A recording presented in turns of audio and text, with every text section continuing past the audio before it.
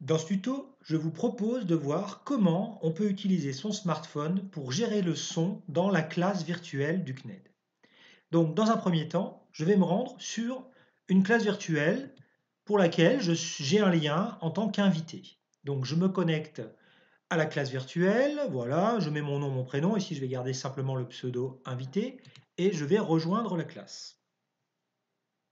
Actuellement, on voit que personne n'est dans la classe, c'est bien, ça va être pratique pour faire nos manipulations.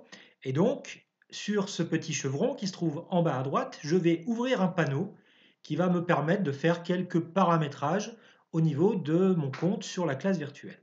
Donc ici, on voit que nous avons l'onglet qui permet de chatter. Ici, je vois effectivement l'onglet qui permet de voir qui est dans la classe. Et le troisième, celui qui concerne les partages. Ici, je n'ai pas la possibilité de partager mon écran ou de partager quelque chose parce que le statut de participant ne me permet pas de le faire. Je vais donc sur le dernier icône, celui des paramètres. Je vois ici que je peux paramétrer mon audio et ma vidéo ainsi que mes notifications. Alors parfois, l'onglet est fermé, donc vous ne le voyez pas. Pour voir apparaître les possibilités, il faut cliquer dessus.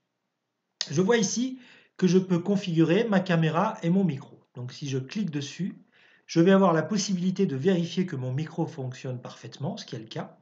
Je peux également changer le type de micro et donc parfois vous pouvez être amené à changer ce paramétrage ici.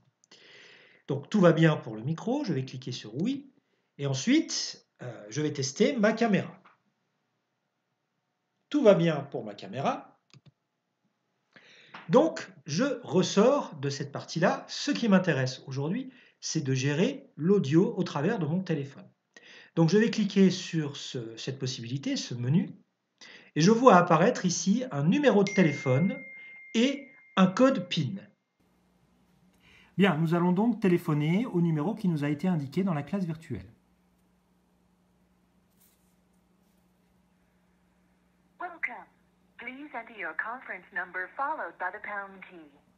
On nous invite donc à saisir maintenant le code PIN qui nous est donné également dans la classe virtuelle.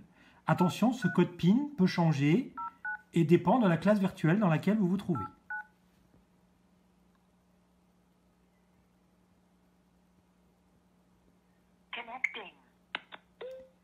La connexion demande quelques secondes, il faut être patient.